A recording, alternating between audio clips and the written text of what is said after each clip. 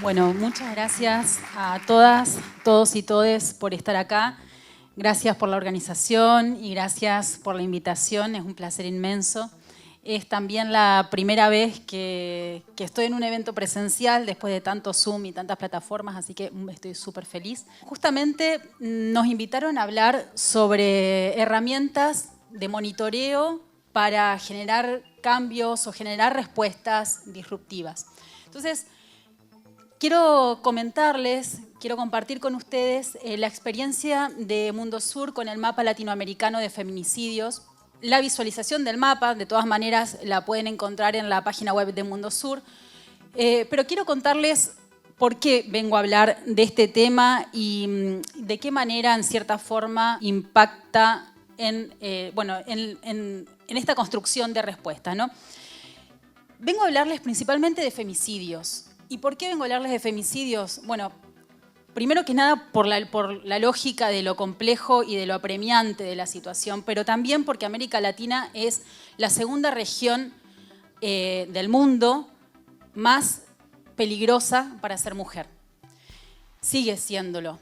Entonces, ¿qué pasó? Que en Mundosur lo que vimos a comienzos de la pandemia es que desde Naciones Unidas estaban alertando sobre el aumento de la violencia doméstica al interior, bueno, del interior de los hogares, ¿no? En razón del confinamiento social y que, bueno, si bien existía un mapa que nos iba mostrando cómo nos íbamos enfermando por COVID, minuto a minuto, todo el mundo estaba atento a ver qué estaba pasando, con cuántas personas se enfermaban de COVID en tu zona y demás, cuántas personas fallecían por COVID. No había ninguna herramienta que muestre cómo en América Latina nos estaban matando. Entonces, desde Mundosur decidimos crear esa herramienta, justamente.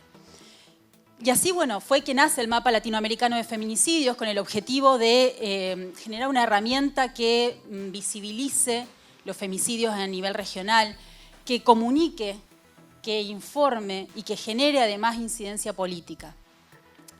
En este sentido, lo primero que hicimos fue mapear cuáles eran las fuentes estatales que estaban generando información, siguiendo las fuentes que utiliza la CEPAL, el Observatorio de Femicidios de la CEPAL, y retomamos estos datos y los sumamos a nuestra base de datos, pero necesitábamos y queríamos generar un contraste de información entre los datos de los estados y los de las organizaciones territoriales.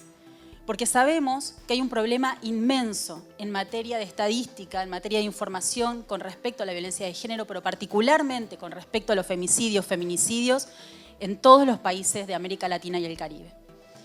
Queríamos contrastar esta información para evidenciar dónde estaban las lagunas, dónde están los problemas, las tensiones y los desafíos, y evidenciar también que los estados latinoamericanos están incumpliendo con sus obligaciones estatales, internacionales, según lo dispuesto por la Convención Belém do Pará en el artículo 8, inciso H, que establece que los estados tienen la obligación de generar datos y estadísticas en relación a la violencia de género.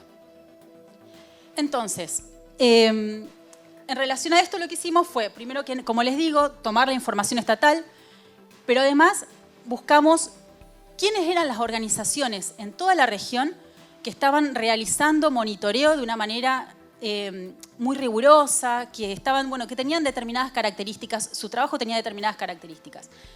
Tomamos los datos de estas organizaciones, generalmente los publicaban en sus redes sociales, estamos hablando a principios de la pandemia, les recuerdo, pero queríamos ir un paso más, no queríamos solamente tener los datos de estas organizaciones en nuestro mapa y los de los estados. Queríamos que realmente nuestro mapa tenga la capacidad de ir mostrando con la suficiente actualización lo que estaba pasando, como les digo, cómo nos iban matando. Entonces, invitamos a estas organizaciones a que se unan a nosotros en la conformación de la Red Latinoamericana contra la Violencia de Género. Hoy es una red que está compuesta por 34 organizaciones de 16 países de la región. Son las organizaciones que nos van proporcionando los datos de feminicidios, o sea, la pata territorial, si se quiere, del mapa latinoamericano.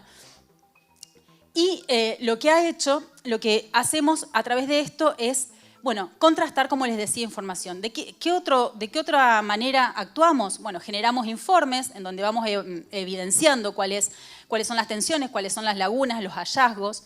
Generamos alertas en el sentido de que muchas veces los estados directamente no generan información sobre femicidios, como es el caso de Venezuela o de Nicaragua. Entonces, desde Mundo Sur generamos instancias de litigio estratégico ante el Sistema Interamericano de Derechos Humanos para exigir justamente que cumplan con sus obligaciones, pero también generamos alarmas cuando, por ejemplo, los portales estatales no funcionan o están caídos o no se actualizan, o, por ejemplo, cuando aumentan los femicidios drásticamente en un territorio en comparación con el año precedente. Entonces, ahí también generamos alertas, generamos instancias para exigirles, en definitiva, a los estados que cumplan con sus obligaciones. Pero esto, bueno, simplemente ponerles en contexto que América Latina, como seguramente saben, es totalmente heterogénea en diversos aspectos, pero en materia normativa, en materia de leyes, también lo es. Entonces, al interior en cada uno de los estados, la violencia de género se recepta de una manera diferente. Y además no tenemos metodologías en ninguno de los países ni protocolos sobre de qué forma hay que monitorear la información, de qué forma hay que recabar los datos y demás. ¿Cuál es la complejidad de esto? Bueno, de que en definitiva cada quien va tomando y va monitoreando como puede y como puede. Entonces, el desafío que teníamos desde Mundo Sur era inmenso, porque lo que queríamos era generar una herramienta regional que tome la información territorial y la información estatal, contrastarla, bien, en toda esta heterogeneidad, ¿no? Entonces, ¿qué es lo que hicimos? Lo primero que hicimos fue partir de la base común. La base común es que tanto organizaciones territoriales como estados estaban contabilizando femicidios y podían indicar en qué provincia ocurrían. Y ese fue nuestro punto de partida. Pero a la par, fuimos trabajando en el empoderamiento tecnológico de las organizaciones para ayudarlas a todas aquellas que deseaban profundizar su trabajo y demás, para que puedan realmente, bueno, ir un paso más allá en su monitoreo. Y además, lo que logramos, de una manera muy bella, porque la verdad que fue construida, conversada y tejida, ya les digo, con las organizaciones de la red latinoamericana, fue que logramos generar una única herramienta, un único formulario de levantamiento y de monitoreo de información. Este formulario, a través de esta forma dialogada y demás, elegimos entre las organizaciones cuáles eran las categorías analíticas que considerábamos imprescindibles que tuvieran un formulario para analizar los femicidios. Entonces, las organizaciones que tal vez antes solamente tomaban el número de femicidios y la provincia, ahora nos habíamos puesto de acuerdo en que también íbamos a prestar atención si tenía hijas, hijos, hijes a cargo, si había indicios de abuso sexual, cuál era el vínculo con el agresor, cuál era el arma, en definitiva.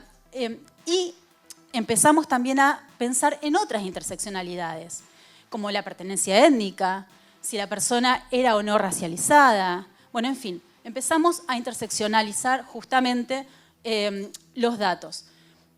Hoy por hoy, esta es la realidad. Tenemos hoy no solamente un formulario, sino que tenemos una plataforma integral de datos segura, porque las organizaciones nos dan su base de datos, luego de que generan todo este tipo de información, nos la dan a nosotros y las receptamos y las unificamos en lo que es el mapa latinoamericano de feminicidios. Y además, lo que hacemos es, bueno, como les digo, o sea, vamos generando todo este tipo de información y este intercambio de datos. ¿Cuál es la importancia, en definitiva, de lo que se está haciendo? Es que de esta manera logramos generar un análisis integral de los distintos escenarios en los que suceden los femicidios a nivel regional y actualizándose mes a mes. La CEPAL, en cierta manera, esto lo hace anualmente y no con tanta interseccionalidad. Entonces creemos sí que es fundamental este tipo de trabajo por el hecho de que no vamos a poder generar soluciones sostenibles en el tiempo, reales y demás, que en definitiva va a ser todo pinkwashing, si no conocemos en profundidad cuál es el contexto y qué es lo que está sucediendo con las mujeres en este caso. Por qué las están matando y cuáles son las tensiones, cuáles son las similitudes y demás. Ese es el gran desafío. Sin embargo, también creemos que, para terminar, que la única solución o la única forma de que lleguemos a soluciones reales es que construyamos respuestas de una manera multiactor, multinivel, que nos podamos sentar las organizaciones territoriales con los estados para poder exigir otro tipo de respuestas, pero también es fundamental que trabajemos con y desde las masculinidades. Entonces, bueno, les voy a dar ahora la palabra a Maxi. Bueno, ¿qué tal? Buenas tardes. Bueno, yo soy Maxi de Wingu. Yo soy como un pequeño engranaje de toda esta historia que es el mapa federal de experiencias con varones y masculinidades en Argentina. Les voy a contar más que todo la historia del proyecto porque, o sea, yo no soy un experto para hablar de temas de indicadores, sino la experiencia en el desarrollo de una plataforma de tecnología con perspectiva de género y que justamente, así como mencionaba Eugenia, es la otra cara de un mismo problema a resolver. Bueno, este es un proyecto que tuvo muchas etapas, tardó mucho en concretarse y eso no quiere decir que está mal ni que está bien. Hay proyectos que hay que resolverlos en 2 días o en 2 semanas y sacarlos y hay proyectos que tardan más tiempo y ambos pueden salir muy bien o muy mal. Lo importante es que haya un proceso coherente en el medio para que justamente el proyecto tenga el mayor impacto posible. Ya que está ahí Mary, voy a mencionar cómo surge todo este proyecto. Mary conoce a Luciano Fabri en un evento de YouTube, si no me equivoco, hace muchos años, en el 2019, y me dice, tenés que hablar con Lucho del Instituto de Masculinidades. Y yo cuando me dicen Instituto de Masculinidades es como, ¿qué trabaja el Instituto de Masculinidades? ¿Son machos en un gimnasio? O sea, no entendía nada. Imagínense si, o sea, suena raro ahora, aunque tal vez suene un poco más normal lo que era hace 2 años. Y bueno, sucede que me junto con Lucho, nos plantea el proyecto de justamente mapear las experiencias de varones y masculinidades en la Argentina, a lo que la primera pregunta que me surge es, ¿esto existe? ¿Esto, o sea, realmente hay otros lugares donde se haga este trabajo como vos mencionás? Y me dice sí, que él conoce algunos lugares, que ha trabajado.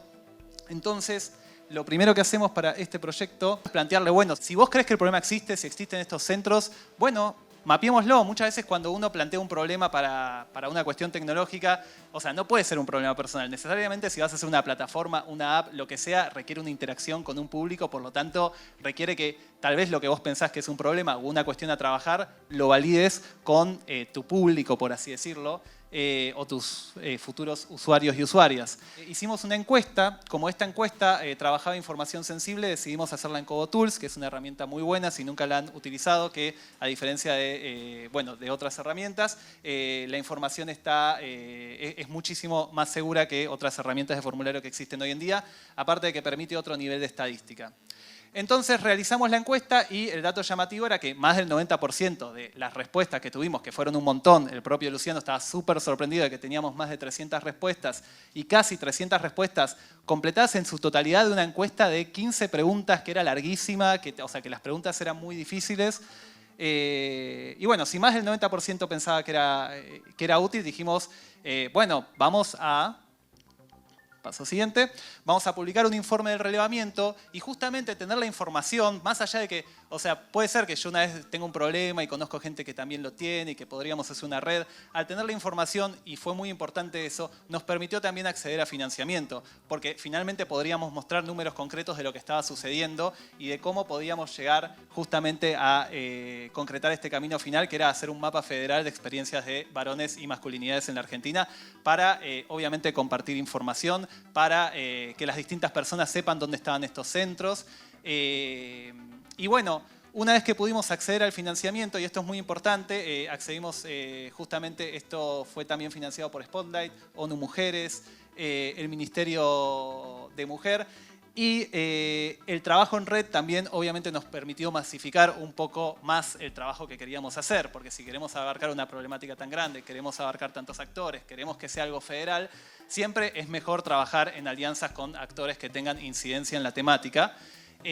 Más allá de que obviamente si tengo muchos actores puede haber ciertas trabas en el camino para poder desarrollar, pero si lo amerita lo que quiero lograr, también amerita que hagamos esas alianzas y que tal vez se tarde un poco más. Puede que no sea el caso, puede que tenga que largar algo rápido y tenga 2 semanas para hacerlo y bueno, lo lanzo, lo hago y que sea lo que sea. Pero en este caso, la red de alianzas justamente nos permitió tener muchísima difusión, poder masificar muchísimo el proyecto.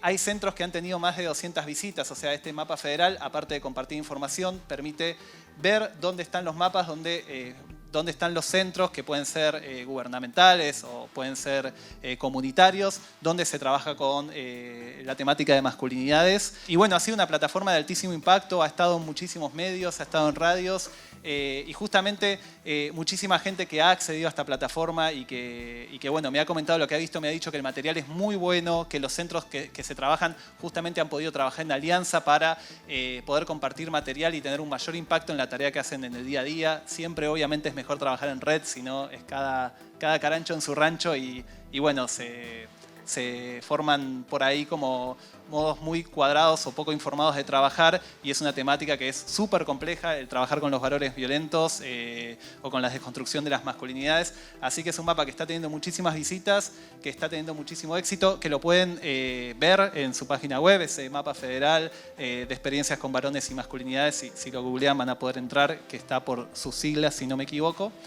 Y bueno, eso para contar del mapa. Espero que entren, espero que lo vean. Es una cara muy importante del trabajo con achicar las brechas de género, disminuir los femicidios, hasta anularlos ojalá algún día.